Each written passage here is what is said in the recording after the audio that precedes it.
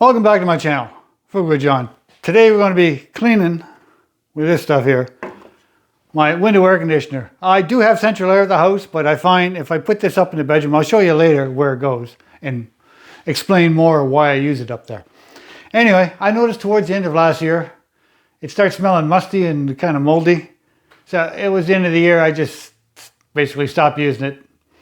Anyway, so before I put it back in, we just got a major heat wave starting yesterday. Today again is hot. So we're going to take it apart and see how bad it is and clean all the coils up, and if there's any mold in there, clean it all up, and then we'll put it in. I'm going to try to run it off my inverter with 200 amp hour batteries. So we're going to see how that works. Another reason why I didn't buy it, it's 6,000 BTU. They were tearing a house down, and this was in a house along with 4 other air conditioners, which the other ones were 5,000. And out of those other 4, 3 worked. I checked them all, cleaned them all up, and this one. So out of the total 5, I got 4 working. So I decided to try it in the house, and that's when I found out it works really well. I would say overall it saves me a lot of extra power running the central air, because I can get the bedroom nice and cool before I go to bed, and I don't have to get the entire house freezing. And where it is, you really don't hear it when you sleep. Okay.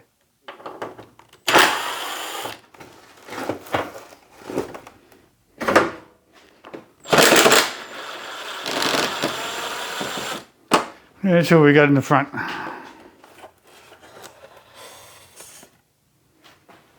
It's not that bad, but I am getting a bit of mold on that, so I'm going to clean all that up. Over here, you can see there's a bit of mold starting inside here, so I'm going to get that all sprayed and cleaned up and brushed best I can. Also in the front coil, I'm going to spray that stuff in here. Try to stay away from the electronics. Clean in here, spray all that all over here, and then I'll hose it off with water and try to get a little brush or some sort in it. Okay, we're going to take it outside and clean it up.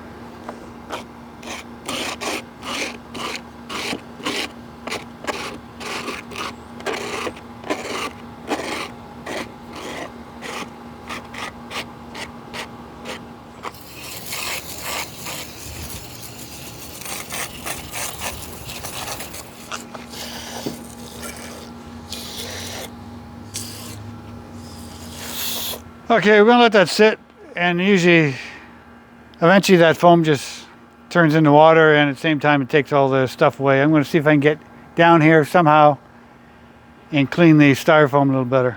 Yeah, a little dark, but it's in the shade. I'm not working in the sun.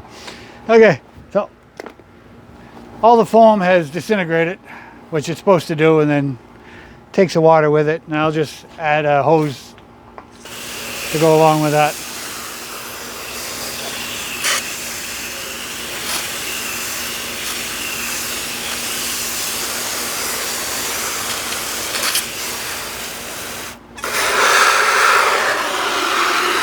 I just use Dawn dish soap to clean those parts.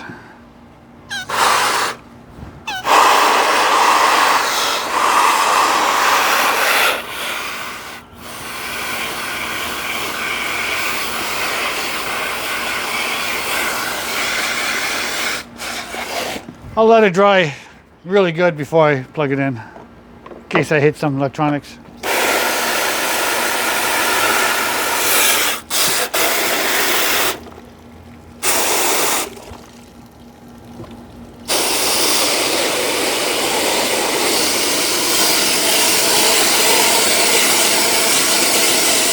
There's a lot of dirt in that styrofoam. I don't know how to get to the very back of it without completely disassembling the entire thing.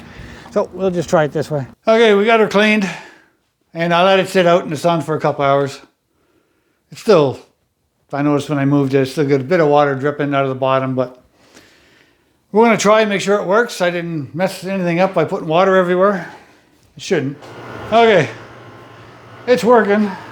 I just set it to 75, and it's set to save power, so when it hits 75, it just shuts completely right off. I saved you the hassle of watching me put it in, but it's a small window. It fits in there good, and I think third year running it. Anyway, this is kind of just a sunroom to come in and sit down in the evening, and you get a good view out the back. And there's also another door to get into this, so I normally keep it without this air conditioner. I have to keep it closed because it gets the rest of the bedroom way too hot. So with it closed, it's fine with the regular air conditioner. But I can actually keep it open and use freely with this, and this does cycle on and off. So I'm going to see how much this air conditioner draws, and I'm going to see if I can actually run it off of my inverter with 2 batteries, and I'll do solar panels. I think I will put that on a separate video because I'll have to, I've got the 2 batteries, the inverter, I have all the stuff, I got the solar panels, none of it's hooked up, so I'll have to get it kind of hooked up and feeding in here. So during the day, if this comes out, well, let's find out. If it works good, then I can do it. And if it goes over the 1,000 watt, then I can't. So we'll try it. Okay, right now it's running on 40.8 because the compressor hasn't kicked in. I got to knock the temperature down. 367 watts. I'll bring it in closer to see what it is. But I'm not smelling any of that musty, moldy smell I had before. So okay, so I'm going to bring you in to show you.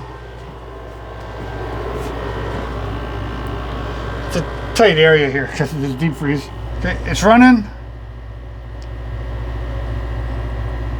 And it's running with 442.2 watts.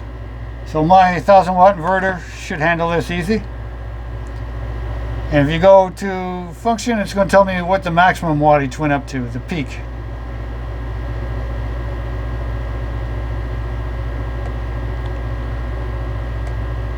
That was a low. That was high. So right now it's on the highest it was 450.